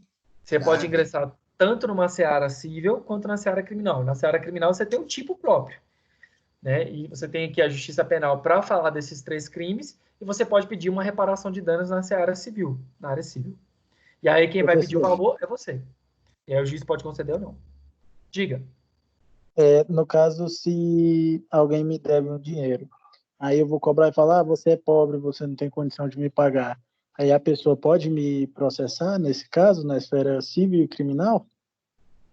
Vamos lá, vamos ver qual é a conotação que aquilo ali admitiu. Quando eu chamar uma pessoa de pobre por pobre, aí a pessoa tem que demonstrar em juízo o grau de lesividade dessa ofensa. Não ter condição de pagar, em tese, não seria uma conduta difamatória. Mas você está falando isso para quem? Está falando isso na praça? Foi lá no trabalho do cara e falou isso? Porque aí se você vai lá e chega no trabalho do cara e chama ele de pobre, fala que ele é um devedor e que ele não tem condição de pagar, ainda que seja verdade, é uma difamação. Ah, sim, entendi, então. Entendeu? Pela circunstância. Mas se ele chega e chama o caboclo de safado, sem vergonha, caloteiro, aí já entra, né? É injúria. É diferente. Se eu chamo de ladrão, safado. Ladrão. Você é safado. Mas qual o crime? Não falei? Agora eu vou lá e falo assim, Renata, você roubou pão na casa do João na sexta-feira às 19 horas. Tá vendo que é diferente? Prova, então, que eu... Ladrão é um adjetivo. Ladrão é um adjetivo. Quando eu imputo você uma conduta criminosa, calúnia. Beleza. Show? Fera. Então, olha Professor, só. agora, Oi, fala. agora eu cheguei aqui eu estava pensando comigo, quando se trata de um xingamento, por exemplo, eu chego num amigo meu, que não tenho tanta intimidade, eu falo, ei, filho de uma... 3 pontinhos. Nesse caso, a difamação é diretamente ligada para ele ou para a mãe dele? Vamos lá. Você vai estar ofendendo tanto ele quanto a mãe dele, né? A mãe pelo adjetivo pejorativo que você utilizou para ela e a questão inerente a ele ser filho dela, nessa circunstância. Nesse caso, se for um amigo seu e houver habitualidade, aí nós vamos trazer algo que o direito penal chama de animus jocandi, com a sua intenção foi fazer piada e não ofender a honra da pessoa. Aí você tem que demonstrar que existia uma habitualidade nesse tipo de conduta.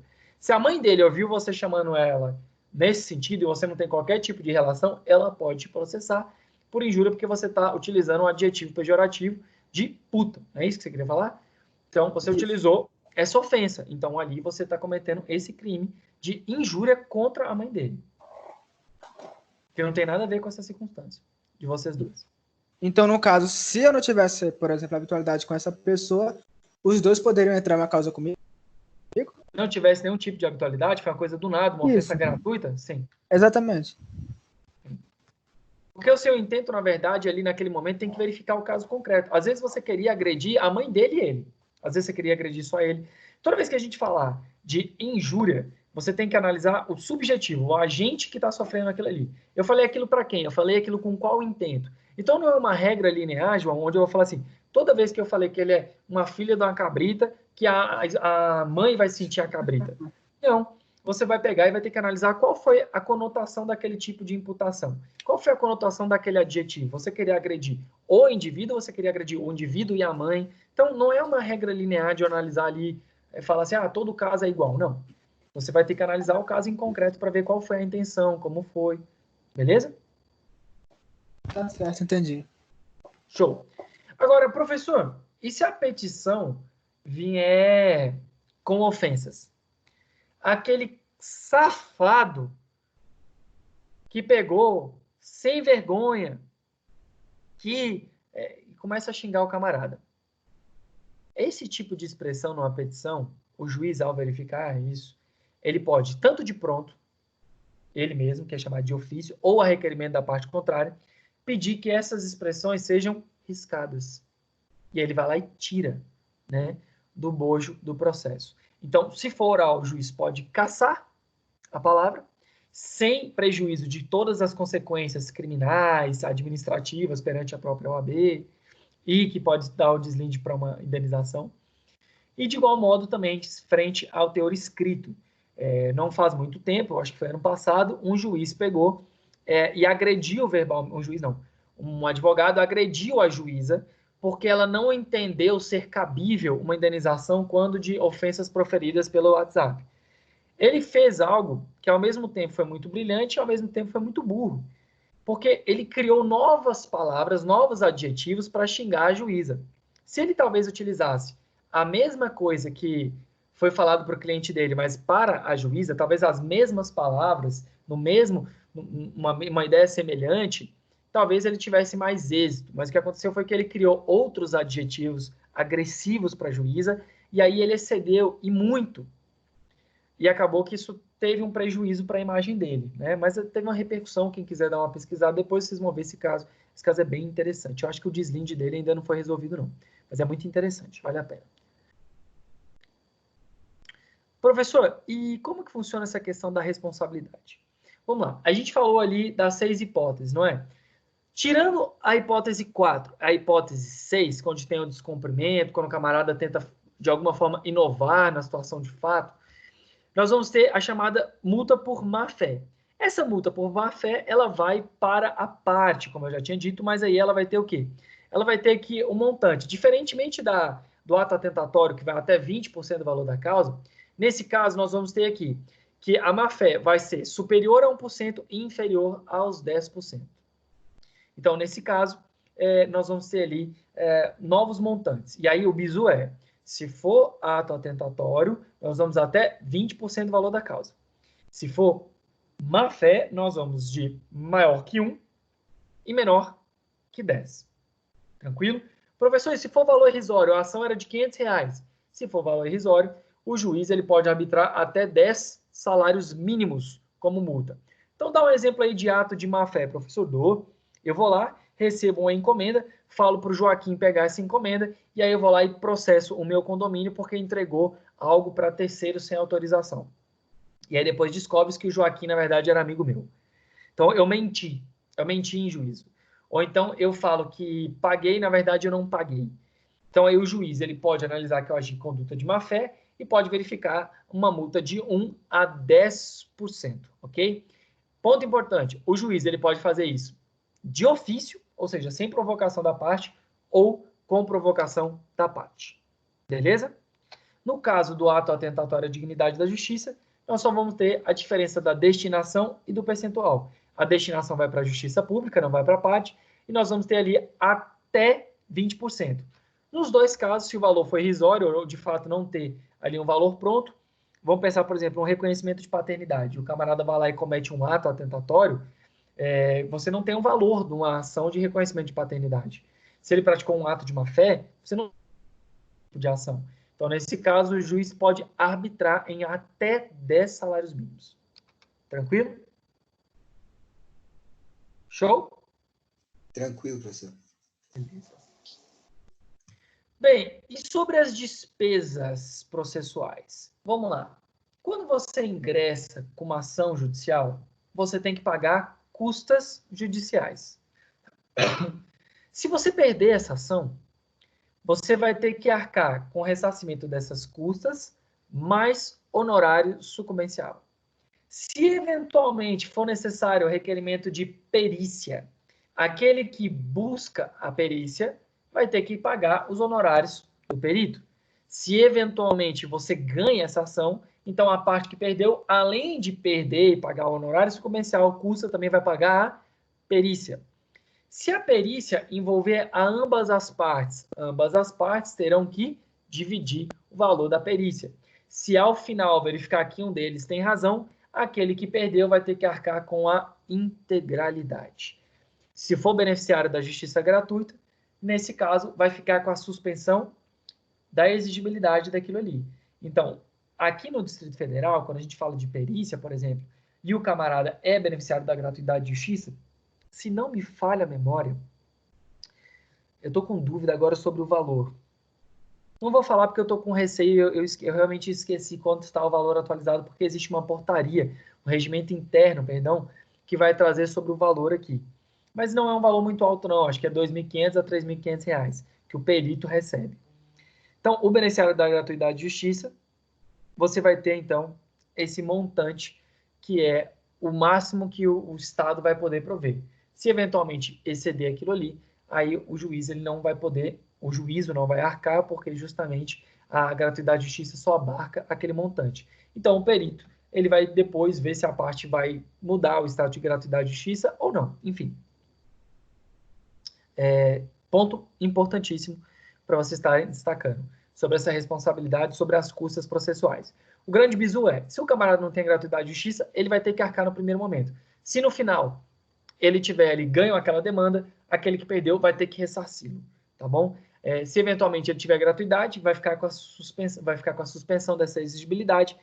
E se eu estiver falando de ambas as partes que não são detentoras da gratuidade de justiça, então cada uma vai ter que estar responsável naquele momento. Se o camarada entrou com a ação, ele paga a custa. Se a parte contrária pediu perito, ele vai ter que pagar com as custas do perito. Se eventualmente, ao fim, aquele que pagou com as custas da perícia tiver êxito, então vai reverter e aquele que perdeu vai ter que arcar. Tranquilo? Tranquilo. É bem de boinha, né? Essa parte é bem facinha, na verdade. Só tem que ler, na verdade, né? Porque para memorizar isso tudo. Não, pensa o seguinte, olha só. Aquele que pede uma determinada prova que precisa de algum tipo de custo, inicialmente ele vai ter que arcar com ela. Vai por essa regra. Se você, por exemplo, tem ali a necessidade de antecipação na prova pericial, quem requisitou, ele vai ter que arcar. Se ambas as partes fizerem esse pedido, então elas vão dividir as custas. Se o juiz fizer esse requerimento, você vai ter também a questão da especificação de responsabilidade. Então, acaba que não é tão complicado assim. É mais sobre essa ideia de quem vai ter que pagar.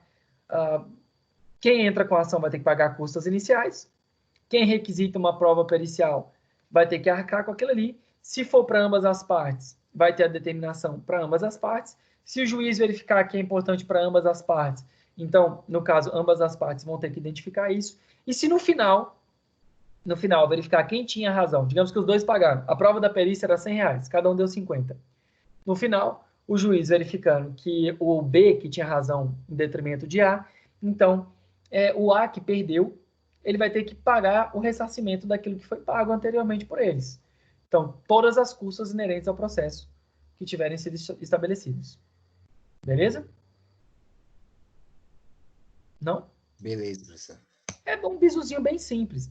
Claro, você vai olhar aqui as exposições. Por que o Código de Processo Civil vai trazer isso? Porque ele vai falar de custas que podem ser antecipadas. Por exemplo, eu preciso fazer uma perícia antes que um prédio caia, porque o prédio vai cair. Então, não dá tempo, às vezes, você esperar o prédio cair e você fazer uma perícia. Então, você faz uma perícia antecipada em razão de algum risco, de alguma impossibilidade de repetir aquela prova. Então, nesse caso, você vai lá e fez um requerimento de antecipação de prova. Você vai arcar com esse custo, porque você fez esse pedido. Agora, verificando que, ao longo do processo, ambas as partes pediram uma perícia X.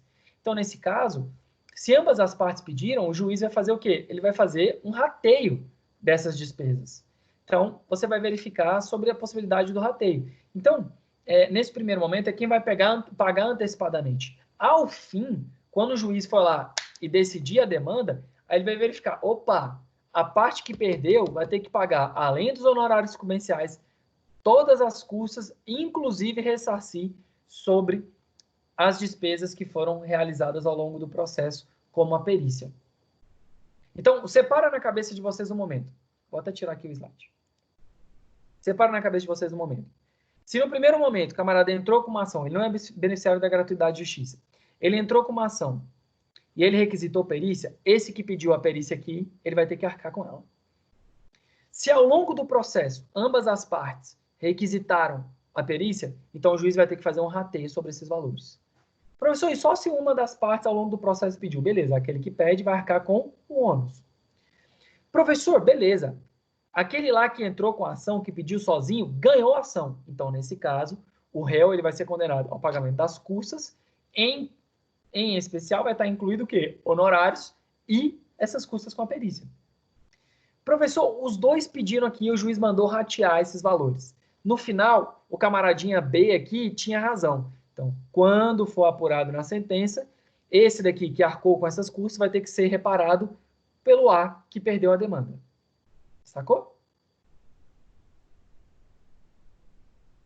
Pode repetir, por favor, professor? Claro, meu caro. Vamos lá. Faz uma linha aí no seu caderno. Faz uma linha no seu caderno. Traça uma linha. Bom, pega uma caneta, faz um rabisco aí. Faz uma linha. Pronto. Vou fazer uma linha aqui. Nenhum deles são beneficiários da gratuidade de justiça, tá? Nenhum deles. Seguinte. Eu tenho aqui A e eu tenho B. São as duas partes. A é autor, B é réu. O autor, quando ele entrou com a demanda, ele já pediu, no primeiro momento, uma produção de perícia antecipada, porque a coisa podia acabar desmoronando, precisava de uma perícia e tal. O juiz, verificando aquela circunstância, vai fazer com que A arque com os honorários do perito. Beleza? A regra é, aquele que pede, arca com o valor. Não estou falando de beneficiário da gratuidade de justiça. Então, primeira circunstância, A pediu. Chegou no final do processo, aqui no final do processo, o juiz verificou que B estava errado mesmo. Então, quando dessa sentença, ele vai mandar B pagar todas as custas processuais, honorário de sucumbência, que é para o advogado da parte que venceu, e o valor dessa perícia. Tranquilo ainda esse primeiro exemplo? Tranquilo. Show. A entrou contra B e teve ali apurado pelo juiz, pela circunstância, que era de interesse de ambas as partes que tivesse uma perícia. Então, o juiz entendeu. As partes vão ser ambas beneficiadas por aquele instituto da perícia. Então, nesse caso aqui, o que vai acontecer? Vai ter um rateio entre elas. Então, tanto o B, que é o réu, quanto o A, que é o autor, vão dividir a demanda da perícia. No final, quando o juiz verificar que A tinha razão, B, além de ser condenado sobre a demanda, também deve pagar os honorários do perito que foram pagos pelo A, que vão estar incluídas como custas judiciais. Mas, no caso, a outra metade, né? Porque a primeira metade ele já tinha pago lá no começo. Exatamente. Ok. Exatamente.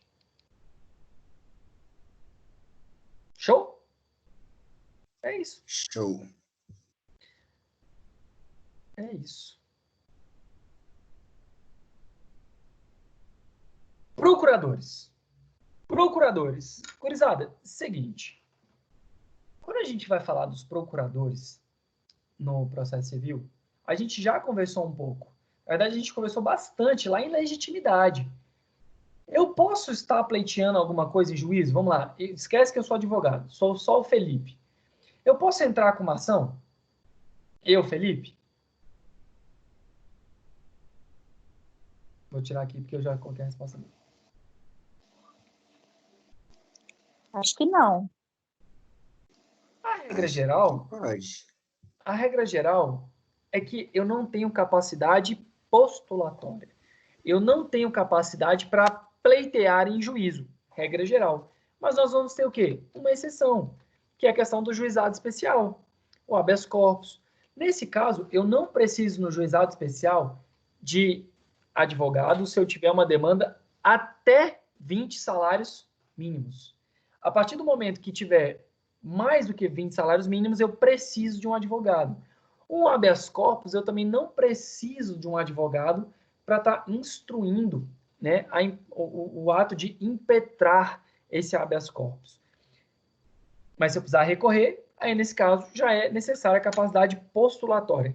Então, quando a gente fala de procuradores, é a habilitação para você pleitear em juízo. Lá no site da OAB, normalmente eles costumam deixar modelos de procuração. Procuração vai ser um instrumento que te permite representar alguém. Então, é muito comum vocês ouvirem o seguinte: pô, mas ele tem procuração para fazer tal coisa? Vocês podem fazer uma procuração pública para os atos públicos, sem a necessidade de um advogado. Então, você tem a possibilidade de deixar uma procuração para alguém poder te representar enquanto você viaja. Você tem a procuração para o advogado para ele postular em juízo. Olha que paranauê esdrúxulo. Que coisa interessante para vocês terem aí em memória. Digamos que o Natan, ele é casado, mas ele está querendo divorciar. E acontece que ele já está morando fora do país. Ele está morando na Argentina. E ele está casado com a Chiquinha. Mas ele quer separar dela, não está dando certo, enfim. Para ele não ter que vir para o Brasil e separar, o que ele pode fazer? Ele pode fazer uma procuração, um instrumento público, onde eu tenho ali a autorização para outra pessoa representar ele no ato do divórcio. Então, você pode ter, gente, uma procuração, isso é muito comum, eu faço um monte aqui no escritório, camarada de São Paulo, a esposa daqui de Brasília, o cara manda uma procuração, ele foi lá, reconheceu firma, mandou para cá, e aí eu tenho uma outra pessoa, nada a ver com a demanda, que acaba realizando o divórcio por ele. Então, é uma hipótese de representá-lo, uma procuração, que vai conceder poderes. Nós, advogados, nós temos também procuração para postular em juízo. Só que as procurações como um todo, elas vão ter ali delimitado quais são os poderes que eu posso ter. Então, eu gostaria que vocês já desde o primeiro semestre começassem a olhar isso, a observância desses instrumentos, porque a procuração genérica, ela vai trazer ali capacidade para você poder levantar o alvará, poder representar em juízo, para você poder fazer um acordo, para você poder fazer uma desistência da ação. Algumas trazem como renúncia da ação. Então, você vai ter ali uma procuração genérica. Agora, quando a gente fala de determinadas causas, por exemplo, em especial causas de família, elas vão exigir procuração com poderes especiais. Ah, professor, poder especial é tipo ser um Saiyajin? Não. Poder especial quer dizer ser o quê? É que você pode representar em atos específicos. Então, as procurações genéricas, elas possuem poderes genéricos, mas é necessário, por vezes, que a depender do tipo da demanda, você tenha poderes específicos para determinado ato. Beleza? Entenderam isso? Alguma dúvida? Sim, entendi. Show. Então, toda vez que for indispensável a procuração, se você não tiver juntada a procuração, aquele ato pode vir a não produzir efeito jurídico. Ué, professor, por que você falou de pode vir a não produzir efeito jurídico? Pelo seguinte, galera, porque o juiz, quando ele verificar que você ingressou com uma ação e não anexou a procuração, o que ele vai fazer? Ele vai mandar te intimar para regularizar o feito. Pergunta: se o advogado não juntou procuração, não regularizou o feito, e a gente está falando de uma pessoa que ingressou com uma ação, a sentença que extinguir essa demanda sem resolução do mérito, ela é definitiva ou terminativa? Terminativa. Terminativa por quê? Não enfrentou o mérito. Então, preste atenção nisso. Toda vez que eu estiver falando de sentença terminativa, não enfrentou o mérito. Você vai verificar que existe ali uma irregularidade formal. Show? Pegaram esse bizu? Sim. Beleza. Esse bizu aí, ó, fica atento com relação a ele. Então, pode acontecer isso, que você não teve ali a juntada de uma procuração, o juiz vai intimar. Se você, mesmo assim, não regularizou o feito, então ele extingue a demanda. Professor, mas era um ato de urgência, o direito da parte ia acabar, ia prescrever o prazo, ia precluir a oportunidade. Oh, meu Deus! Calma. Você pode peticionar e pedir para o juiz prazo para juntada da procuração. Você pode pedir para o juiz prazo para juntada de carta de preposição. Que diabo é isso, professor, de carta de preposição? É quando eu tenho ali um representante da pessoa jurídica. Então, para eu juntar a regularidade da representação da pessoa jurídica. Vai ter algum de vocês, eu acho que é o Natanael, trabalha já com essa questão de estar fazendo diligência. E aí, quando ele vai representar a empresa, ele tem que ter uma carta de preposição para ele ser preposto, para ele poder representar a empresa.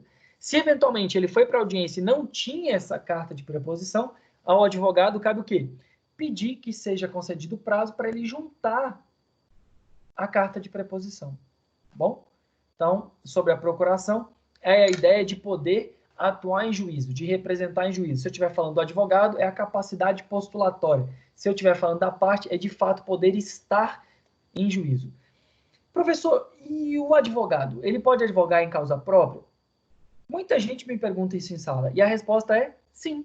Ele pode atuar em causa própria. Nesse caso, ele vai ter honorário de igual forma? Vai ter honorário de igual forma. A diferença é que ele vai estar, obviamente, se representando. Professor, mas ele só juntou a identidade dele. Opa! Se ele só juntou a identidade dele, tem um problema. Porque qual documento hábil a demonstrar que ele é advogado? A carteirinha da OAB. Então, ele tem que comunicar ao juízo que ele vai estar advogando em causa própria e demonstrar o documento comprobatório para o exercício da advocacia. Que é o quê? A inscrição na Ordem dos Advogados do Brasil. Beleza? Tranquilo? Beleza, professor. Massa, professor. Show. Isso aqui é só bizu prático. Bizu prático. Oi, pode perguntar. Nesse caso, o senhor falou da procuração, né? Eu tenho uma dúvida. No caso... Natanael, quer ver? Não é tu, quer ver? O advogado, ele vai em um determinado órgão e na procuração tá representar, vamos supor, a CAESB, amplos e gerais poderes. No caso, ele pode fazer tudo com aquela procuração no nome da empresa, no caso, ou não? Não, depende. Depende do tipo de poder. Porque esse negócio de... porque o que acontece? Esses poderes amplos, ele pode ser genérico. Você pode... Acaba que você torna uma das partes numa desvantagem muito grande. Então, esse tipo de procuração, Nathan, ela tende a atrapalhar a sua vida prática. Por quê? Porque você pode esbarrar com alguém que seja um pouco mais legalista, mais formal, e aí determinado tipo de ato, ele criar óbice para essa circunstância. Via de regra, técnica genérica, em tese, poderia abarcar diversos atos, salvo aqueles em que a lei determina a necessidade de poderes específicos para a realização deles. Então, para não criar embaraço nesse sentido, a procuração ad judicia que a gente utiliza, via de regra, ela tem delimitado, assim, discriminado todos os direitos que você tem para representar. Então, a dica que eu dou para ti, em especial que faz muita diligência, coloque uma procuração determinando os poderes num todo. Coloca lá especificado poder por poder, porque incorre na possibilidade de você acabar criando um problema na prática. Tá bom? Ok. Show? Então, já dá esse bizu, essa consultoria para esse meio que você trabalha de diligência. Bem, galerinha... Pode falar. O senhor falou da questão da audiência, e amanhã eu tenho uma para fazer e sou preposto nela. Amanhã você tem uma audiência que você vai ser preposto. Beleza. Se não for juntada a carta de preposição de hoje para amanhã, você vai ter que pedir prazo para juntar. O que eu recomendo, Nathanael? Pronto, faça isso. Sempre junte antes, porque assim, alguns estados por onde eu passei, durante a audiência, criou-se um problema com relação a isso. Então, dica prática junte sempre antes. Junte sempre antes. Não deixe para juntar na hora, porque dependendo do estado, você vai ter um problema. Eu costumo fazendo, sempre quando chega a citação, já faço preposto e procuração e já deixo ele no cantinho escaneado. Perfeito, sempre faça isso de pronto. Não tão bizu prático. Toma cuidado com relação a isso. Porque eu não estou falando de searas, não estou falando de trabalhista. Trabalhista eu já falei que eu não gosto muito, eu acho que aquilo ali é meio coisa do capiroto, mas assim, no processo civil, não vou mentir. Eu já tive circunstâncias que verifiquei onde o diretor da vara teve que ir lá, a gente teve que conversar, porque criou-se um embaraço por bobagem. O nosso Código de Processo Civil, ele prima por decisões de resolução de mérito. Então, a ideia é a primazia da resolução do mérito.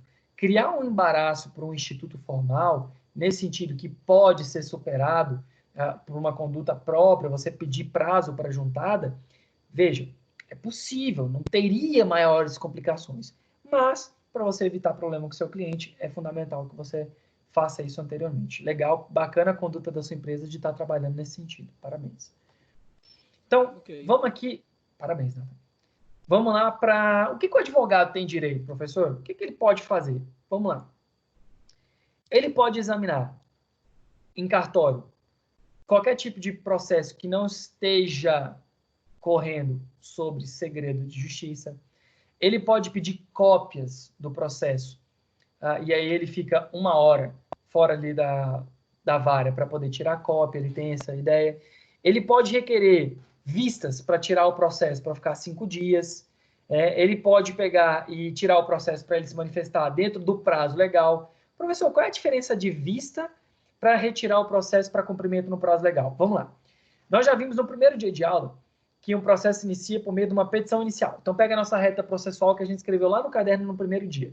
Inicie com a petição inicial. Se a gente for falar de manifestação da parte, a segunda manifestação é o exercício da defesa, que é a contestação. Então, você tem 15 dias para contestar. Eu vou tirar o meu processo e vou ficar 15 dias com ele, porque é o prazo legal. Agora, o professor não está correndo nenhum tipo de prazo. Você pode ir lá e pegar o processo por 5 dias para ter vista. Né? Você faz carga dele. Então, prazo, 5 dias. Com a realidade do processo judicial eletrônico, cada vez mais esse instituto está perdendo seu efeito prático. Por quê? Porque agora você não tem mais essa necessidade de tirar os autos. Via de regra, você vai acessar por sistema de peticionamento eletrônico. Então, você não vai ter mais essa necessidade de pegar e tirar os autos físicos. Né? Então, você simplesmente vai poder ter acesso por meio do peticionamento eletrônico. E isso vai ser muito importante. Por quê? Via de regra, você vai ter ali uma nova advocacia e você vai ter uma nova disposição sobre os processos que correm em sigilo. Então, nós tivemos essa vitória dentro da circunstância do acesso, porque tinha uma dificuldade muito grande sobre os processos que correm em sigilo. Como que funciona hoje um processo que corre em sigilo? O advogado, quando ele quer ter acesso ao processo que corre em sigilo, ele vai pedir a habilitação dele no processo. Então, ele basicamente vai entrar no PJE, é porque eu não estou com meu certificado, senão eu mostraria para vocês como que funciona. Você vai pedir a habilitação no processo para você ter vista. Então, a vara vai analisar aquele pedido e vai autorizar a vista. Quando você entra nesse tipo de processo, você dá um ok sobre responsabilidade acerca daqueles autos. Então, toda vez que você acessa um processo judicial que não é seu, você tem ali que dar um ok sobre a responsabilidade sobre aqueles atos que você está realizando, sobre o fato de você estar tendo acesso àquilo ali. Então, essa é uma importância que nós ganhamos essa facilidade na obtenção do acesso e também dessa questão da responsabilidade que o advogado tem que ter nesse tipo de processo. Só me corrigindo sobre a questão das cópias aqui, a via de regra não é 1 hora, e a gente fala de 2 a 6 horas, mas o juiz, o diretor da vara, a verificar que o processo é muito grande, ele pode expandir essas horas, né, sem nenhum tipo de prejuízo, tá? Só para deixar bem claro. E se o camarada precisar de mais prazo, eu posso pedir para o juiz? Pode pedir para o juiz. Se ele tiver mais prazo, se ele não tiver mais prazo, você deu carga de 5 dias e acabou segurando ali o processo. Então, nesse caso, o juiz ele vai te intimar a devolver. Se você não devolver, ele vai fazer uma intimação agora com busca e apreensão. Então, o oficial de justiça vai lá no seu escritório pegar o processo. E aí você pode incorrer em uma infração perante a OAB e o juiz manda oficiar a OAB. Então, fica atento.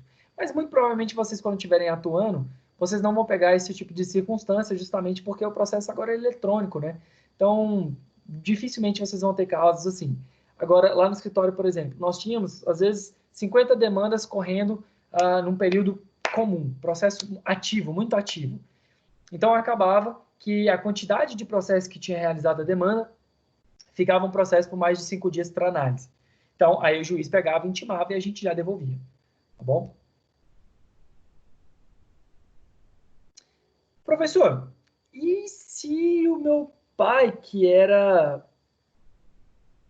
parte na ação, ele morreu? Como é que funciona? Como é que funciona isso daí? Tem como eu ter uma sucessão de parte? Se o meu advogado morreu, se eu tirei meu advogado da demanda, como é que funciona essa sucessão de parte? Vamos lá. Eu posso ter uma sucessão de parte desde que aquele direito admita a sucessão das partes. Então, se minha mãe estiver divorciando do meu pai, esse é um direito personalíssimo. Então, somente eles dois podem divorciar. Eu, como filho, não posso divorciar em nome deles. Então, eu não posso ter uma sucessão por causa mortes.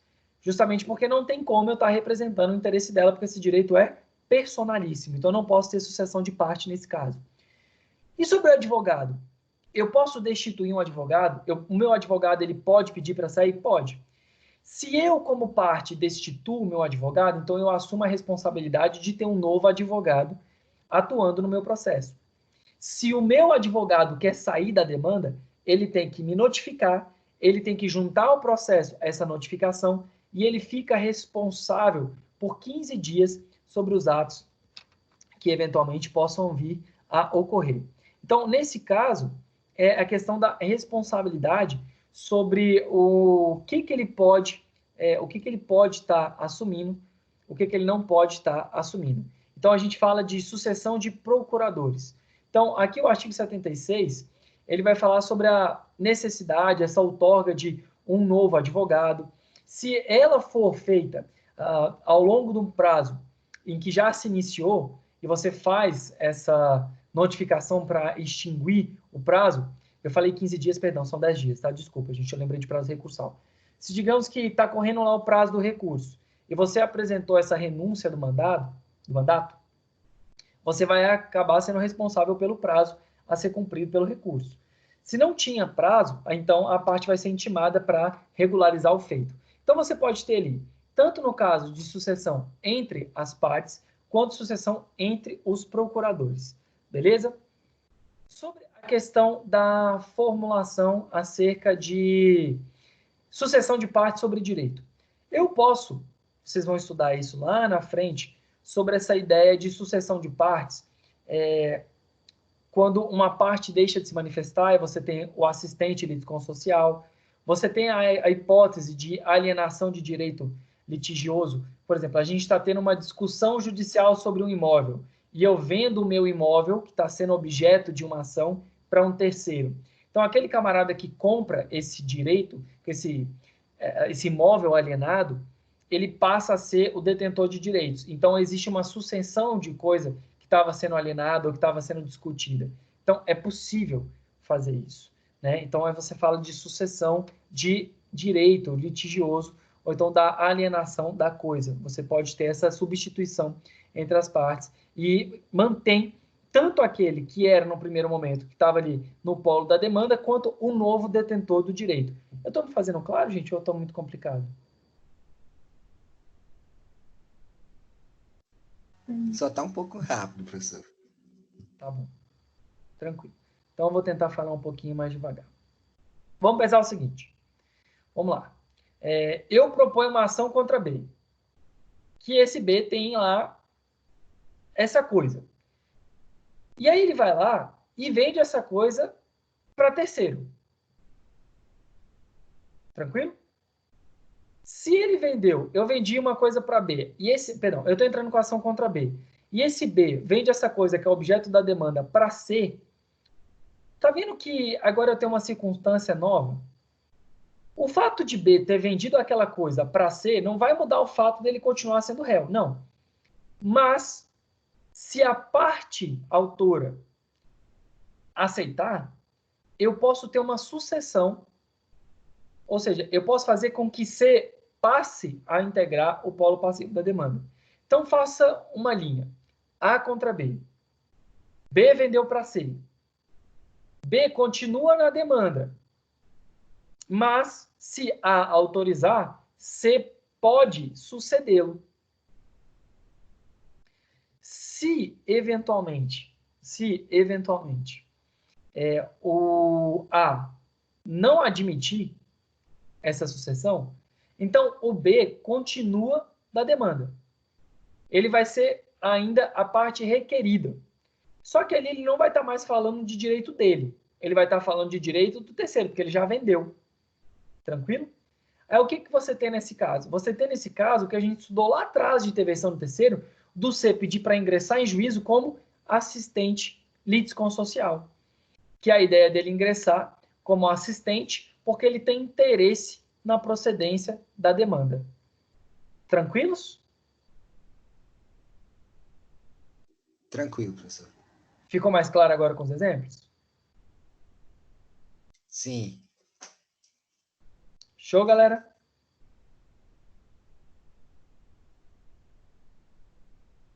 Então tá bom. Vou prosseguir, hein? No caso da morte, beleza. No caso da morte, a gente já sabe. Quem vai representar o camarada que morreu, a mocinha que morreu?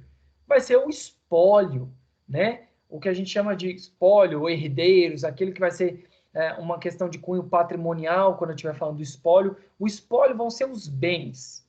Os herdeiros é aqueles que vão ser o beneficiário do espólio, aqueles que vão estar representando. Então, se eu estiver falando de questão de cunho patrimonial, o espólio, o patrimônio do morto vai representá-lo. E se eu estiver falando de questões que não tenham cunho patrimonial, por exemplo, a ação de investigação de paternidade pós-morte. Inclusive, fiz uma essa semana passada. Quem vai representar? O espólio? Quer dizer, digamos que o Natan deixou um filho no mundo que ele não reconheceu e ele morreu. Essa ação de reconhecimento de paternidade vai ser contra o patrimônio dele? Não, vai ser contra os sucessores, os herdeiros, né? Porque daí você vai ter a questão da relação pessoal. Agora, digamos que o Natan morreu e ele morreu devendo. Nesse caso, ele que estava respondendo ali aquela ação porque ele estava devendo, agora quem vai responder vai ser o patrimônio dele por meio do espólio. E quem vai representar o espólio? Normalmente o inventariante. Beleza? O que seria o inventariante? O inventariante vai ser aquele que vai representar todo o interesse dos herdeiros dentro de uma ação de inventário. Entendi, obrigado. Entendeu? Show. Agora, o problema é, se eu estiver falando de ação personalíssima, digamos que... O que são ações personalíssimas, gente?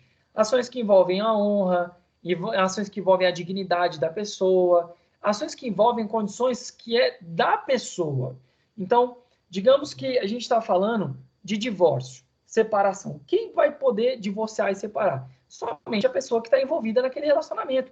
Eu, como filho, não posso representar meus pais para um divórcio. Eu não posso estar no nome deles. Digamos que o pai e a mãe estão divorciando e um deles vem a falecer. Eu não tenho como representar aquele direito, porque ele é da pessoa. Ele é justamente daquele indivíduo. Então, entrou com um processo judicial para uma mudança de nome, por um caráter de identificação X e Y. A pessoa vai lá e sente-se mais... Ele é João, mas sente-se à vontade de ser Maria. Se a pessoa morre, eu tenho como entrar... Eu tenho como manter essa ação? Quer dizer, eu quero que ele morra como Maria, que eu tenha ali o documento alterado para enterrar Maria. Entende que você tem ali circunstâncias que são inerentes à dignidade da pessoa que não são transmissíveis. Então, quando a gente vai falando de sucessão por morte, a gente não tem essa possibilidade de fazer a sucessão por morte quando verificarmos que se trata de direito personalíssimo. Tranquilos? Do momento? Sem dúvida. E tá de boa. Aí a questão dos procuradores, é como eu falei para vocês. O advogado, se ele quiser, ele quer renunciar o mandato, que é de representação. Se ele quiser renunciar, ele precisa notificar o seu cliente e aí então ele tem que cumprir 10 dias representando esse cliente em juízo. Se o cliente quiser renunciar essa representação para advogado, beleza. Quando o cliente vai lá e renuncia, ele então assume o risco, porque ele está renunciando. Se o advogado for renunciar, então ele ainda tem que responder por 10 dias. O advogado foi lá e renunciou. Quando ele renuncia, o juiz vai intimar a parte autora para que regularize, ou seja, que constitua um novo advogado. Beleza? Professor, Beleza. Tranquilo. Professor, e se tiver num prazo para recorrer? Se tiver num prazo para recorrer e o advogado foi lá e fez essa renúncia, ele vai ter que fazer o quê? Ele vai ter que cumprir esse prazo, salvo se o seu cliente constituir novo advogado em tempo hábil para apresentar um novo recurso. Se já tiver ali dentro do prazo fatal, tem ali 5 dias para apresentar, você apresentou a renúncia, meu amigo, você vai ter que cumprir esse prazo. Tranquilo? Salvo se o seu cliente constituir um novo advogado dentro do tempo, já para apresentar o recurso. Isso também funciona no inverso, quando é o cliente que renunciou ao advogado? Quando o cliente renuncia ao advogado, aí não, aí ele não vai ter que ficar cumprindo não, porque daí quem foi feito foi pelo cliente e não pelo advogado. Ok. Tranquilo? Professor, o advogado pode simplesmente renunciar? Ele tem que notificar o seu cliente que outorgou aquele poder, vai ter que demonstrar em juízo que de fato notificou ele, e aí então vai ter que assumir a responsabilidade por 10 dias. Por quê? Porque o autor vai ser intimado, o seu cliente vai ser intimado para regularizar o feito. Durante esses 10 dias, beleza. Professor, o cliente juntou uma nova procuração. Essa procuração revogando os poderes do advogado anterior. Beleza, sem problema. Ele foi lá, juntou, então se revoga os poderes anteriores, sem problema, destituiu. Tranquilo? Tranquilo. Professor, eu posso fazer com que um novo advogado do meu escritório venha a ter poder para representar o nosso cliente? Pode. Esse documento é chamado de subestabelecimento. Subestabelecimento é a possibilidade de você expandir os seus poderes para que um terceiro venha também a ter representatividade no processo. O subestabelecimento, ele pode ser com reserva de poderes ou sem reserva de poderes. Quando a gente fala com reserva de poderes, é porque você está limitando a atuação daquela pessoa que recebeu o poder. Se você fala sem reserva de poderes, inclusive, ele pode se tornar ali o responsável principal por aquela demanda. Tranquilos? Questão boa para a prova essa aí. Show. Tranquilo. Turma, há alguma dúvida sobre esse conteúdo? Temos algum questionamento, alguma ponderação sobre esse conteúdo? Precisamos revisar. Ler e ler. Tá vendo que eu o tempo todo estou fazendo pergunta da matéria anterior, né? Vou dar um bisu para vocês. Gurizada, seguinte. Professor? Oi, diga. Eu não sei se eu tinha falado no começo aí da explicação que era 15 dias, não? Do advogado? Foi. Aí eu me corrigi, Ramires, eu me corrigi. Falei 10 dias depois. Eu estava lembrando de prazo recursal, acabei me confundindo. Ok. Tá bom? Perdão. Não temos nenhuma dúvida? Professor. Oi, diga. Esses slides de hoje o senhor vai mandar no grupo? Ou eu sempre mando. Tá bom. Bom? Beleza. Show. Então, galera,